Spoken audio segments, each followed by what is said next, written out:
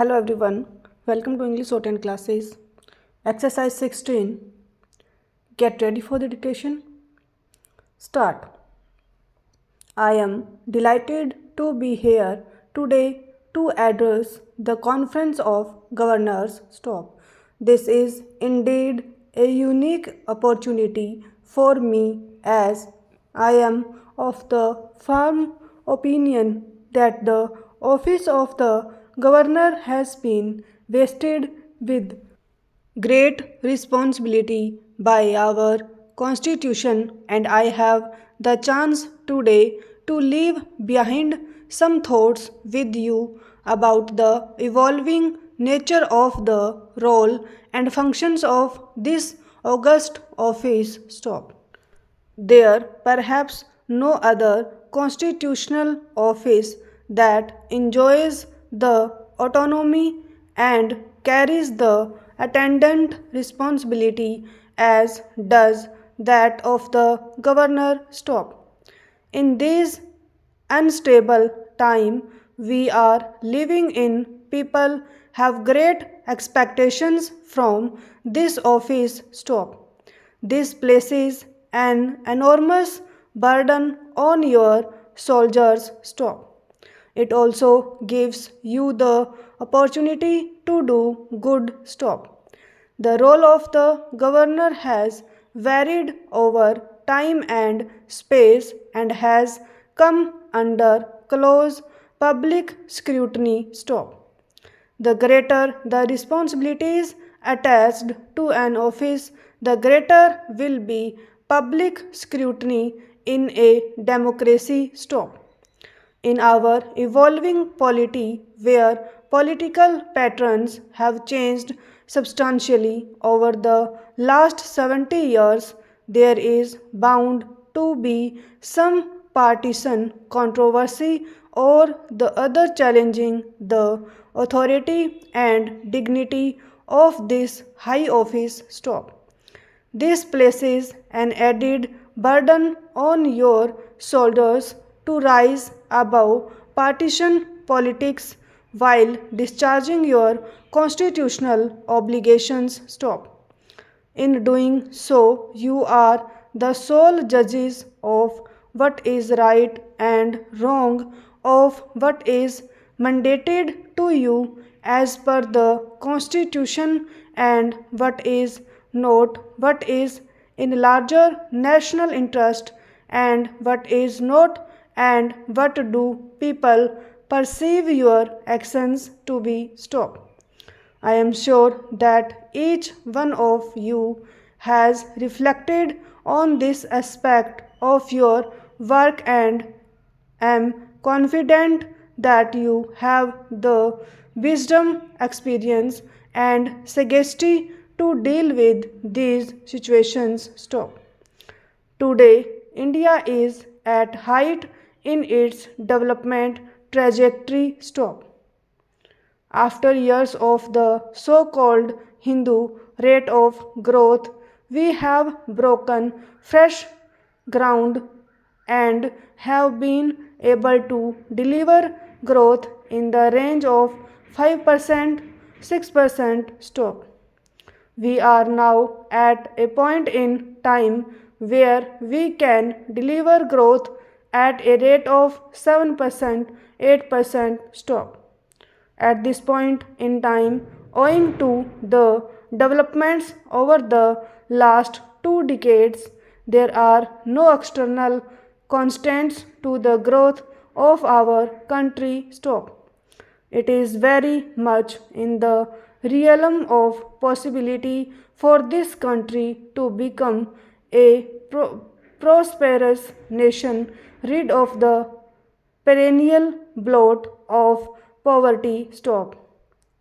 In such circumstances, if there are any constraints, these are purely internal. Stop. Our success in living up to our potential or not dependence on our competence or on our ineptitude. Stop. No external force can be blamed if we do not rise up to global expectations. Stop.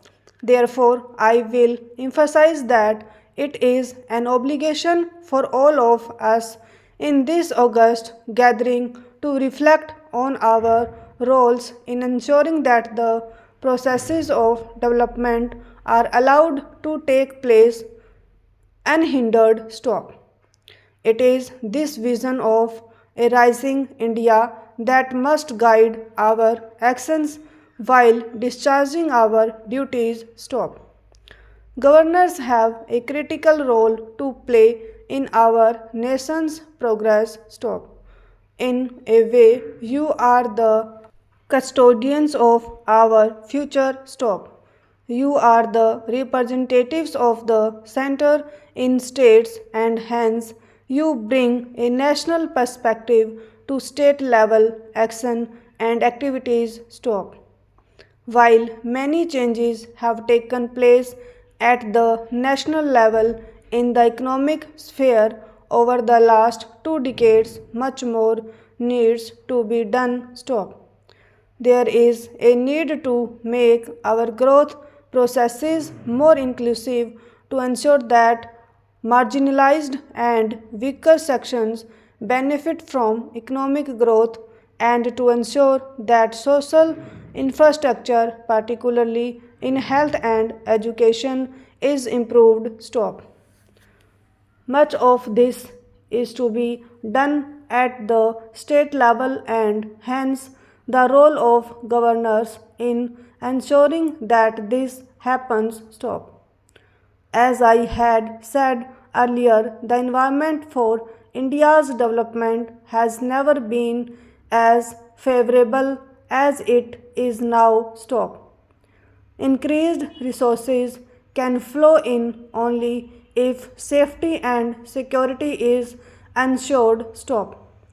This requires peace, tranquility, and the rule of law. Stop. This conference has devoted considerable attention to the challenge of internal security. Stop. The challenges we face on the internal security front arise partly as a consequence of the unevenness of our growth processes, the inequities that remain in our social institutions, and the shortcomings sometimes of our political institutions. Stop. There may be other more complex issues like language, caste, or religion or cultural rights. Stop. In this complex world that we live in, all these facets have to be taken into account in evolving a concerted and effective strategy to counter these challenges. Stop. Sometimes internal security problems are outright acts of extremism and terrorism for which there can be no space in a democratic polity. Stop. A democratic government has to distinguish between the genuine and legitimate expression of dissent and disaffection and the manifestations of anti national, anti social, and anti people threats to our democratic way of life. Stop. Often these challenges also arise because we are an open society and have allowed free expression to dissent of varying degrees. Stop. This is not our weakness but our strength. Stop.